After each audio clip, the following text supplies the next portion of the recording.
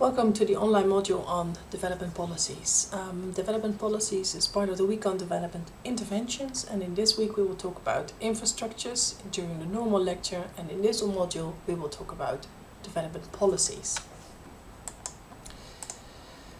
Today's topics are really looking at, as I said, development policies and interventions, both at global and local scale, and we will link these to the concepts of governmentality and assemblages, in where assemblages is a very anthropological perspectives of looking at development implementations and policies, and we also discuss citizens' participations within these processes of development policies and interventions.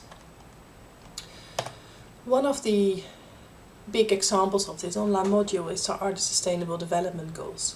Now in this slide you see the 17 goals, all nicely aligned and colored and with great symbols attached to it.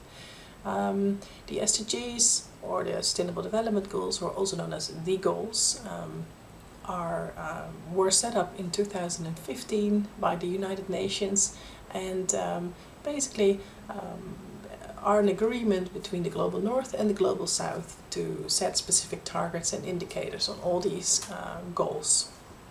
This is the largest framework for development policies, or development interventions, as you may call it, in the whole world. And the SDGs are defined as follows, and I will read this up for you. The Sustainable Development Goals are a call for actions by all countries, poor, rich and middle income, to promote prosperity while protecting the planet. They recognize that ending poverty must go hand in hand with strategies that build economic growth and address a range of social needs, including education, health, social protection and job opportunities, while tackling climate change and environmental protection. So as you see, this is a very ambitious agenda for the global goals, and you also see it tied into a lot of aspects such as prosperity and poverty. And as with almost all kinds of global initiatives or global frameworks for action, there's also protest or critiques. And one of the critiques is that the SDGs are not ambitious enough. I mean, we just read the description, it's quite overall encompassing, but it's not ambitious enough on specific targets, such as, for example, the climate agreements and the climate actions. You probably also all know that there's currently a lot of scholars and a lot of students protesting against the inaction of governments on climate.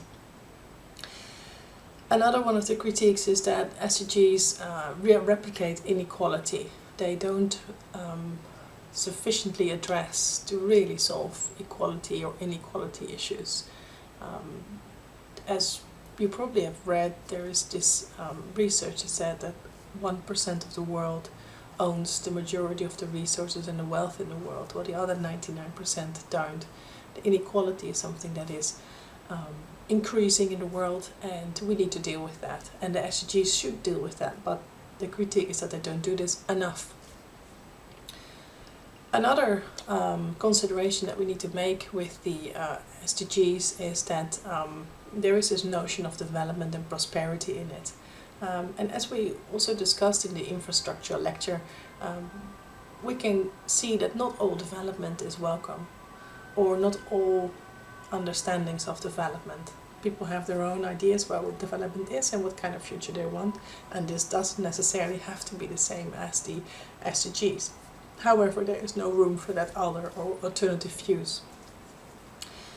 And a final critique on the SDGs is that it gives the idea that through this framework we can solve all the issues in the world, and this is a very transparent and open and easy, well, not easy, but at least open and linear process. We go from A to a situation where we don't want to be, to B, a situation where we do want to be.